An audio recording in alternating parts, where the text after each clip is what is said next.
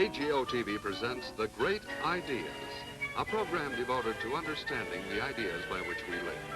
You are cordially invited to take part in this exciting adventure in uncovering the meaning of the ideas we all use every day of our lives.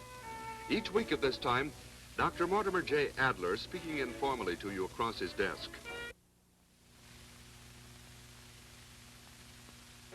KGO-TV brings philosophy to you in the person of Dr. Adler, one of America's foremost philosophers, director of the Institute for Philosophical Research in San Francisco, and editor-in-chief of the two-volume Centurythe, or Encyclopedia of the Great Ideas.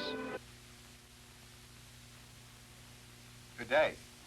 Mr. Luckman and I welcome you to another discussion of the great ideas.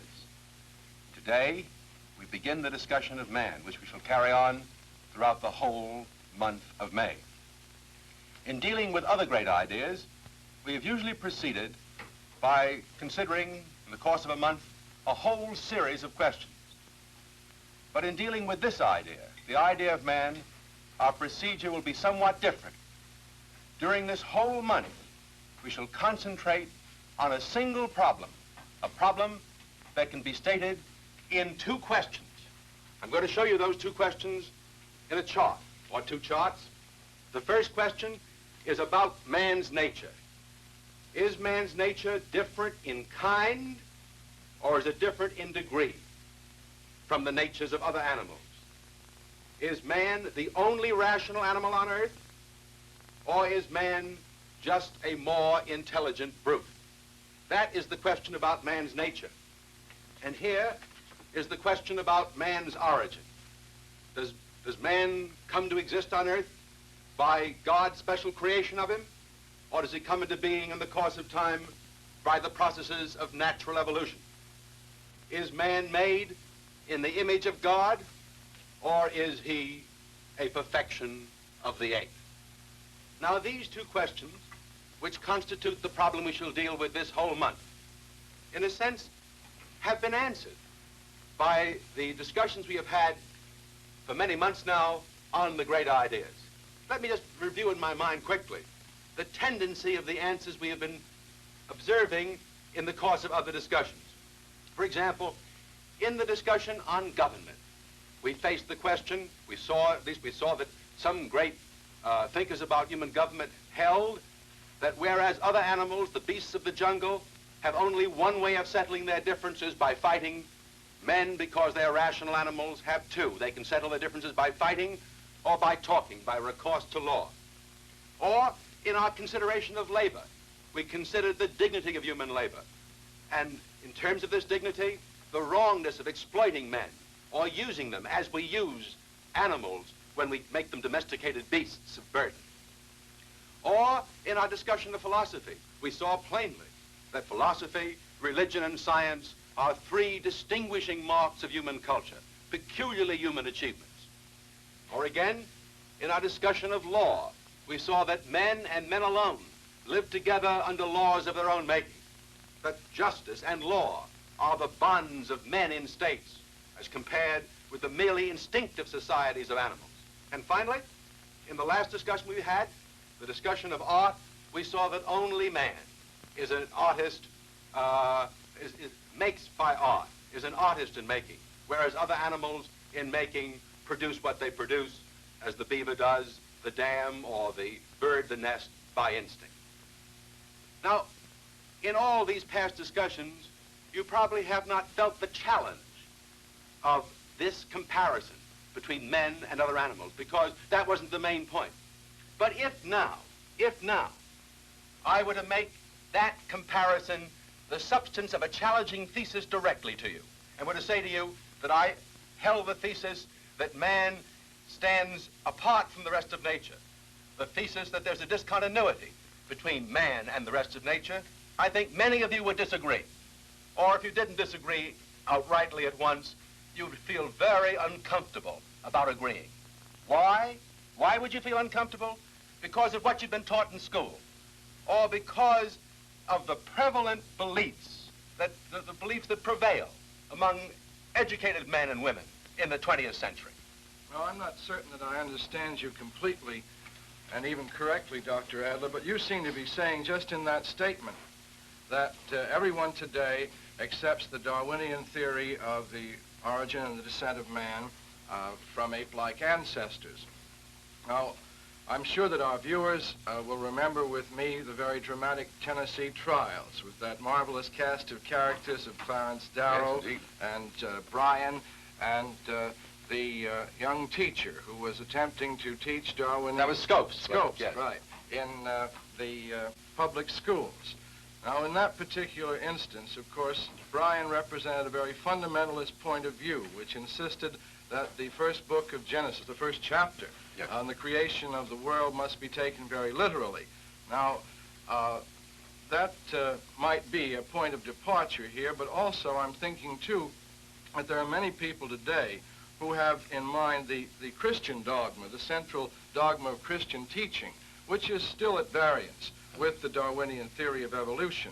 I'm wondering where you're going to make room for that, if you don't agree that there is still some area of difference here. Well, Lloyd, there's still certainly a live issue between science and religion on the question of man's nature and origin, at least between the Darwinian hypothesis and fundamental or orthodox Christian beliefs.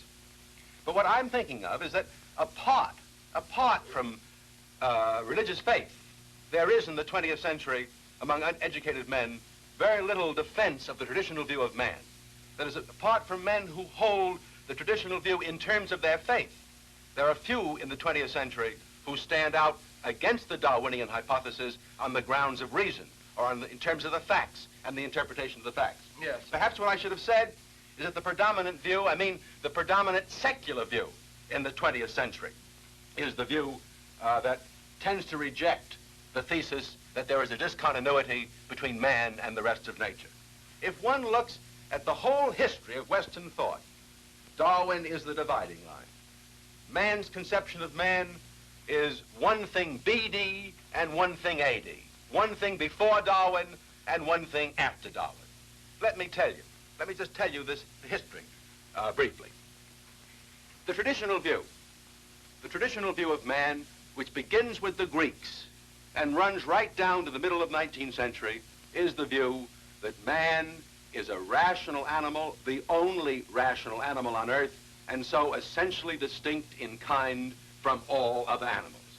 This view, by the way, was held in antiquity by thinkers who disagreed about many other things. Plato and Aristotle disagree about much, but they agree on this. The Roman Stoics and the Roman Epicureans disagree about many things, but they agree on this. They agree upon man's special character, and the ancients looked upon man as the only thing on earth which was descended from the gods. The same thing is true in the Middle Ages. And when I say the Middle Ages, I'm not thinking only of the Christian Middle Ages. This is true of the Mohammedan culture in medieval times, and the great Jewish philosophy of the Middle Ages. The Jews, the Mohammedans, and the Christians, differing in many other articles of faith, agreed on this point, and they agreed not merely as theologians, but as philosophers as well, in terms of reason. And when it comes down to modern philosophy, one finds again that thinkers who differ as much as Descartes and Spinoza and Leibniz, or as Locke and Kant and Hegel, all agree on this point. Let me read you for a moment a statement by John Locke, which I think is characteristic of this.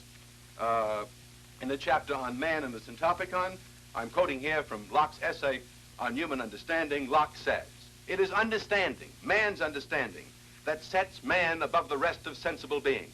Men and other animals," he says, "have alike the powers of sense and memory and imagination. But brutes Brutes abstract not. The power of abstracting is not at all in them. This power of having general ideas is that which puts a perfect distinction between men and brutes. Or if one leaves the philosopher and goes to an economist like Adam Smith, what does he say?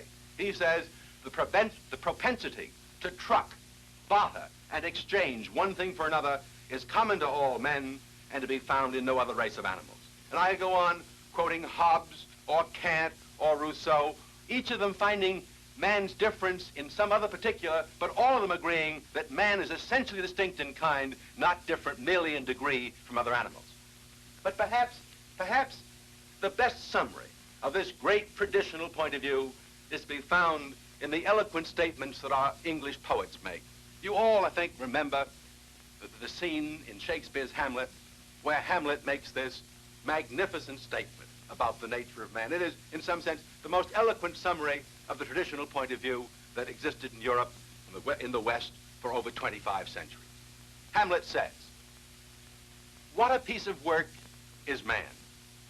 How noble in reason, how infinite in faculty, in form and moving, how express and admirable, in action, how like an angel, in apprehension, how like a god, the beauty of the world, the paragon of animals." And then, not quite so eloquent, not quite so magnificent, but nevertheless extraordinarily clear and pointed is the statement one finds in Milton's Paradise Lost. "A creature who, not prone and brute as other creatures, but endued with sanctity of reason, might erect his stature, and upright with front serene govern the rest, self-knowing, and from thence magnanimous to correspond with heaven." Now, let's look at the opposite point of view. This opposite point of view, which did not become popular until the end of the 19th century and did not prevail among educated men until today. It didn't begin in the 19th century. One finds the first appearances of it, I must admit, as early as the 16th century. The Italian political philosopher Machiavelli looks upon men as if they were beasts. Like the lion and the fox, they act against one another with craft and strength. And in the same century, the great French essayist Montaigne does the opposite. He looks upon animals as if they had as much reason as men. He's very fond of the story of the hunting dog, who, coming down to a triple branching of the ways, sniffs at the left hand, sniffs then at the middle road, and without sniffing at the right road, runs down it. Says Montaigne, you see, he reasons, there are only three ways to go. The first is not right, the second is not right, therefore the third. Animals, says Montaigne, syllogize as well as men. But though these two authors, Machiavelli and Montaigne, introduce some doubts, these doubts make no real inroads into the traditional conviction or conception about man until we get to the 19th century, until we get to Darwin and post-Darwinian biology and psychology. It is modern science, modern biology and modern psychology more than anything else, which has so radically altered man's view of man. It is Freud who makes the classic statement of this point.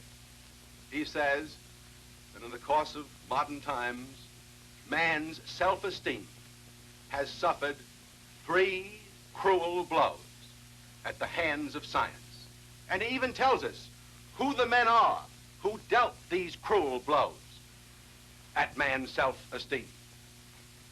The first of these great scientists who changed man's conception of man, he says, is Copernicus.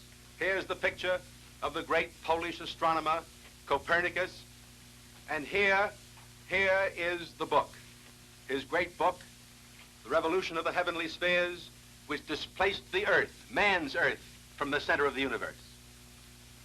And then the second figure in Freud's story of the attack upon man's self-esteem is Charles Darwin. And here is Darwin's book, The Descent of Man, which, with The Origin of Species, did more than anything else to change man's conception of man. And the third figure, Freud, modestly or immodestly, says is myself. And here's the picture of Freud. And now, with Freud's book in hand, the book, A General Introduction to Psychoanalysis, let me read you, in Freud's own words, the statement, this classic statement that I have just summarized. Freud says, humanity, get my glasses. Freud says, humanity has in the course of time, had to endure from the hands of science two great outrages upon its naive self-love. Notice, I said man's proper self-esteem. Freud says man's naive self-love. The first was when it realized that our Earth was not the center of the universe, but only a tiny speck in a world system of a magnitude hardly conceivable. This is associated in our minds with the name of Copernicus. The second was when biological research robbed man of his special privilege, his peculiar privilege of having been specially created, and relegated him to a descent from the animal world, implying an ineradicable animal nature in him. This transvaluation has been accomplished in our own time by the instigation of Charles Darwin. And then Freud comes to himself and says, but man's craving for grandiosity is now suffering the third and most bitter blow from present-day psychological research, which is endeavoring to prove to the ego of each one of us that he is not even master in his own house, but that he must remain content with the various scraps of information about what is going on unconsciously in his own mind. Before you comment on Freud, Dr. Adler, may I interrupt just to ask you if in the development of our topic you're going to deal with Copernicus and Freud, because I'm asking, I got the impression, particularly as you dealt with our first two charts and the comment about Darwin, that our whole emphasis was going to be on Darwinism and the evolution of man, and I wondered if that was to be the emphasis, if you had a particular reason for staying with the one science. Well, your assumption, your guess is quite right, Lloyd. I am going to make Darwin, not Freud, not Copernicus, central in the course of these discussions. And I do have a reason for it. I tend to think that the most serious, perhaps the only serious attack upon man's proper self-esteem, as I say it, or man's naive self-love, as Freud says it, comes from Darwin. Now, if any of our viewers disagree with me about this, I wish they'd let me know. If any of you think that Copernicus makes is a more serious threat, modern astronomy is a more serious threat to man's conception of man, or Freud rather than Darwin, I wish in letters you'd let me know. But I'm going to assume that I'm right, that Darwin is the most serious threat to man's conception of man. And the reason why I think so is that only Darwin, not Copernicus, really attacks the issue of whether man differs in kind, essentially and radically from other animals, or only in degree. Copernicus doesn't do this, and insofar as Freud does it, he does it in virtue of himself being a Darwinian, a follower of Darwin's and proceeding a little further along the same line. Let me show you, in Darwin's own words, how the issue was made. I'm reading now from that book which caused this great stir, intellectual stir, The Descent of Man. And Darwin says, the difference in mind between man and the higher animals, great as it is, certainly is one of degree. Notice the word, one of degree, not of kind. I'm not putting that word in Darwin's mouth, there it is. We have seen that the senses and the intuitions, the various emotions and faculties such as love, memory, attention, curiosity, imitation, reason, of which man boasts, may be found in incipient or even sometimes in a well-developed condition in the lower animals. They are also capable, he goes on to say, of inherited improvements, as we see in the domesticated dog or jackal, dog as compared with the wolf or jackal. If it could be proved, he says, that certain high mental powers, such as the formation of general conceptions, were absolutely peculiar to man, which he doubts, then he goes on to say that these would merely be the result of man's having a more perfect language than other animals. Now this issue, which Darwin makes so pointedly and bluntly, I think, is a most serious issue. In fact, I think I would say that this question about the nature of man and his origin is, with one exception, that exception being the question about God's existence, the most serious question any man can face. The issue which turns on this question involves all of human science, philosophy, and religion. Though I want to say now as I think I indicated before, I'm going to proceed in these discussions not to argue in terms of religion, not to appeal to faith, but to take the argument entirely in terms of science and philosophy, in terms of the facts and the interpretation of the facts, with no appeal to faith whatsoever. Nevertheless, the questions of fact with which we're going to have to deal have the most serious and far-reaching consequences, practical consequences, for morals and politics and religion. And even more serious than that, in my view, is that on this question is one of the great divisions between East and West, between the culture of the West and the culture of the East. For example, in the West, is it not true that man is the only sacred animal? That man's life is the only sacred life? If that is true, think of the East now. Think of India, in which monkeys and cattle are sacred animals, in which their life, the life of monkeys and cattle, is more sacred than the human life, and human beings are allowed to starve and die so that monkeys and cattle are not touched. This is a deep, deep rift between East and West on this one issue. Now, recently, within the last year or so, a very witty French novelist, his name is Vercors, V-E-R-C-O-R-S, wrote an extraordinarily good satirical novel called You Shall Know Them. Let me just tell you the story of this novel for a moment. It's an extraordinary novel, I think. A party of scientists go for an expedition to the Malay jungle, and while they're on this expedition, they run into some animals which look like apes but act like men. And they observe them very closely, and they can't tell by any signs whether they're apes or men. They even begin to think that this is the living missing link between ape and man. Now, on that expedition, a young writer by the name of Douglas Templemore is more disturbed than the scientist. This really upsets him, and he gets particularly upset when he finds that some capitalists, some industrialists in Australia are going to try to take these animals to Australia and exploit them in factories, use them without paying them, because they aren't men, you see. And so he wants to establish the question of face the question whether they are men or animals. And what he does is, by artificial insemination, to become the father of a cross-bred offspring between himself and a female paranthropus, a female trophy. And when this child, this mixed offspring between this creature and Douglas Templemore, is born in London, Templemore kills the child, calls in the British sheriff or the British coroner, and submits himself to British law on the charge of murder. Did he murder or not? Well, whether he murdered or not depends on whether this is a human being or not. And so the case goes to the High Court of Parliament. Now, I'm not going to tell you how it ends. I'm not going to how it ends. You read the novel. But I want to draw from the novel this question, which is the essential question. You can see the whole point. Let's look at the question this way. It all turns on what you mean by murder or by killing. As I understand the novel, if that offspring is a human being, you can murder it, not merely kill it. Just as if it's a human being, you would be enslaving it if you made it work without paying it justly. But if it was just another animal, not a human being, then you could kill it, and the killing would not be murder. Or you could use it as a beast of burden, and the use of it would not be enslavement.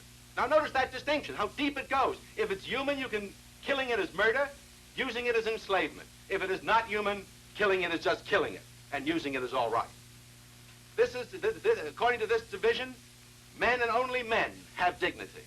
The dignity which requires them to be treated as ends, not used as means, whereas other animals have no dignity. And this distinction comes down to the basic one with which we're going to concern so much in the next few weeks, whether man differs in kind from other animals or merely differs in degree from other animals. Well, I think I've been following you all right, Dr. Adler, but there's going to be one thing that troubles me, and I'm sure that in terms of our viewers, too, that they'll be concerned, as I was anticipating with some in discussing our series on man just during the last week. Now, this particular problem is, we now seem to be talking about one issue, and on the other hand, we seem to have two distinct questions here. The origin of man and the nature of man. Am I not correct? Yes. Well, now, are these separate questions? If they are separate, is one more important than the other? Are they inseparable? Just how do you clarify this point for us? Well, Lloyd, I think the questions are inseparable. If anyone answers the question about man's origin, for example, by regarding him as having come on Earth by natural evolution by descent from ape-like ancestors, then they will also say, in answer to the other question, that man differs only in degree from other things.